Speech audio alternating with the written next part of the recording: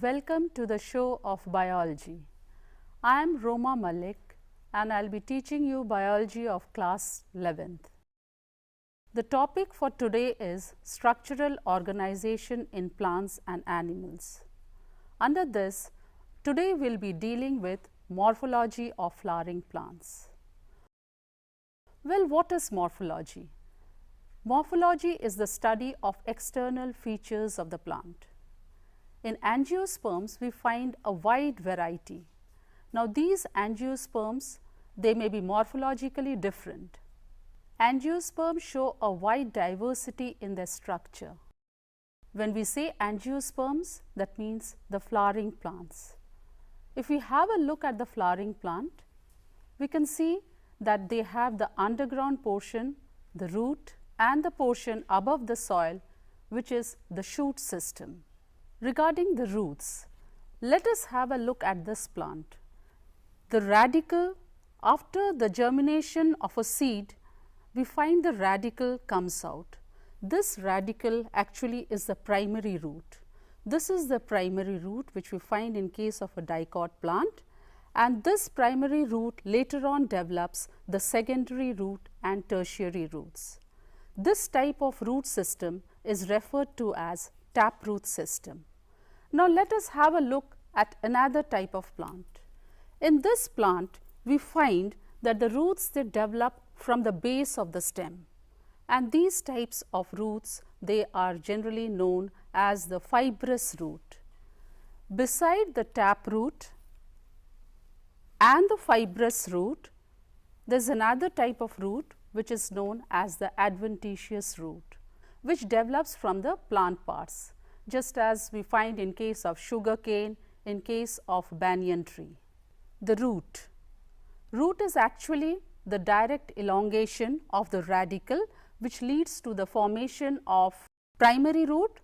In dicot plants, root is the direct elongation of the radicle, which leads to the formation of primary root, which bears lateral roots and which is referred to as the secondary and tertiary roots. Regarding the function of roots, they are meant for absorption of water and minerals. They help the plant in anchorage, and they are also responsible for the synthesis of plant growth regulators. Regarding the regions of the root is covered at the tip by a root cap. Above this root cap is the zone of meristematic activity, and above this meristematic activity is the zone of elongation, and proximal to the zone of elongation is the zone of maturation. And in this zone of maturation, we find the development of the roots, that is the secondary roots as well as the tertiary roots. Roots become modified to perform functions other than absorption and conduction of water and minerals. In case of the taproots of carrots and turnip, we find that they have a solen root because they store food inside it. Beside this, the next is the supporting type of root, which is found in the stems of maize and sugarcane. They give support to the plant. There is another type of root which is known as the respiratory root, which is found in case of rhizophora. They have the respiratory roots, and these roots they develop from below the soil vertically upwards and are meant for the process of respiration. These are also referred to as pneumatophores, which is found in case of rhizophora. Well, root is generally known as the descending organ of the plant, the shoot. The shoot is the ascending part of the axis bearing branches, leaves, flowers and fruits. If we have a look at this plant, we can say that this plant or the shoot system has developed from the plumule. The shoot system develops from the plumule of the seed, and the root system it develops from the radicle. The shoot bears leaves, and these leaves are generally borne in the nodes. These are the nodal regions. Now, in the nodal region where the leaves arises, we also find a bud which is referred to as the axillary bud.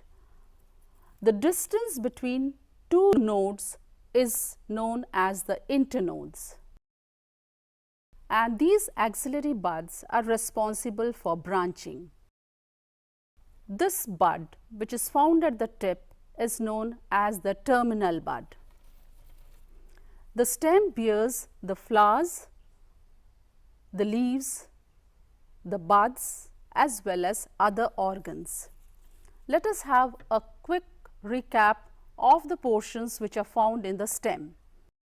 It bears nodes and internodes. The leaves are borne in nodes.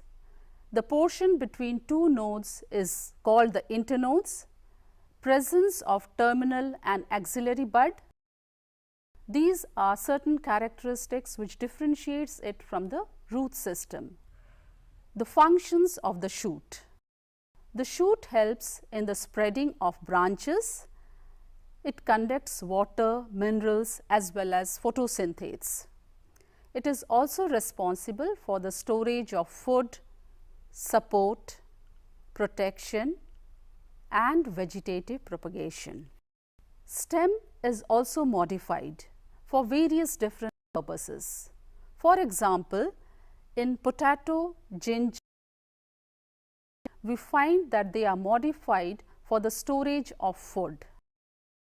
In case of cucumber and pumpkin, the stem is modified into tendrils for the purpose of support. In case of citrus and bougainvillea, we find the presence of thorns which are responsible for the defense purposes. The leaf. Leaf is the lateral flattened structure borne on the stem. This is the flattened structure of the leaf which is borne on the stem and is generally attached to the stem by the stalk which is known as petiole. It develops at the node and it bears axillary bud.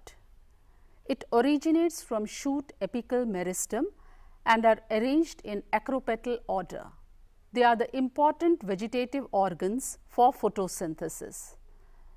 The leaf is generally made up of three parts: the leaf base, petiole, and lamina.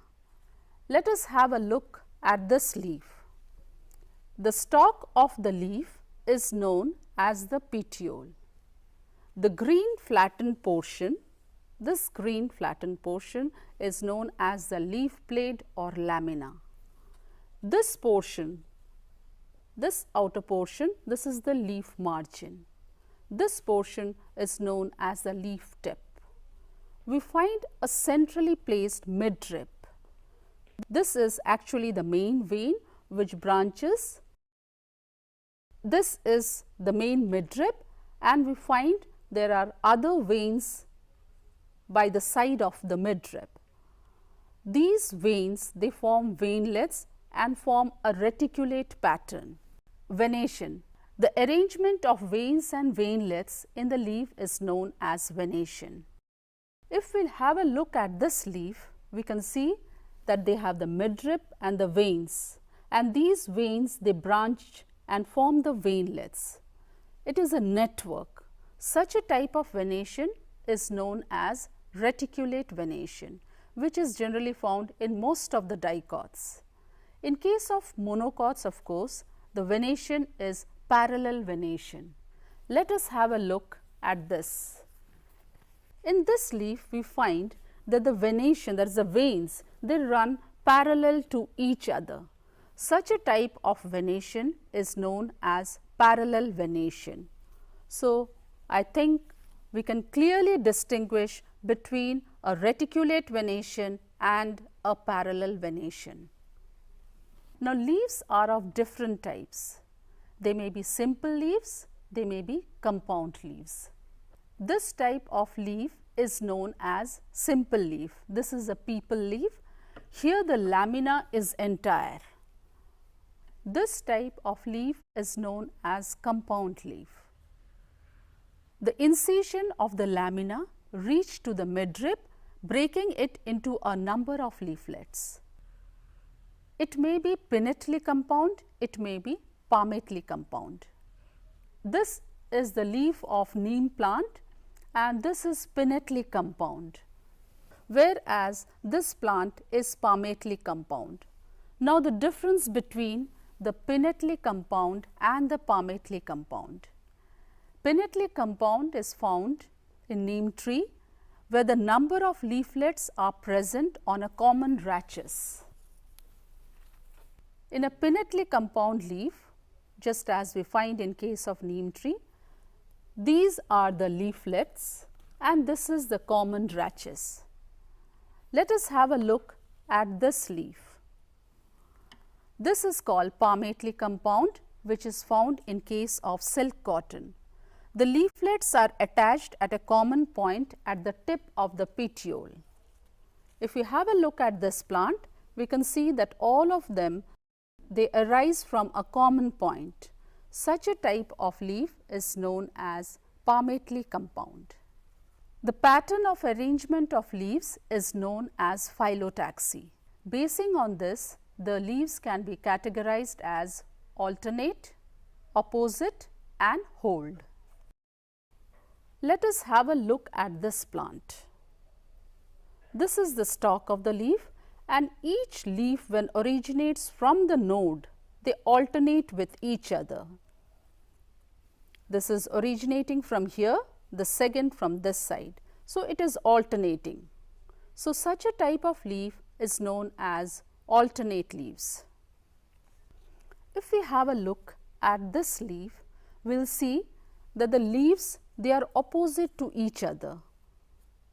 This particular stalk of the leaf and this leaf, they arise from the same nodal region. So, such a type of leaf is referred to as opposite. The third is the hold one. When more than two leaves, they arise from the nodal region, such a type of pattern is known as hold. Leaves are also modified for various different purposes. For example, in case of peas, the leaves are modified into tendrils for climbing purposes. In case of cacti, they are modified into spines for defense purposes, whereas in case of onion, the fleshy leaves are modified for storage of food. Well, students, let us have a quick recap of the portion we studied in this episode. We studied about the ascending organ, the shoot system, the descending organ, the root system, the different portions of the root, the different regions of the root, how the roots are modified for various different purposes,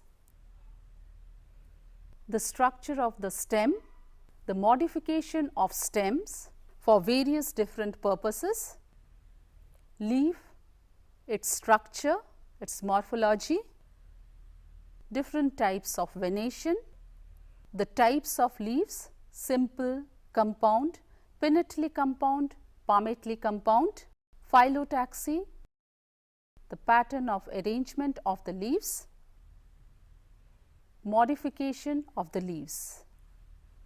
We will be continuing with the other portions of the morphology of flowering plants in the next episode.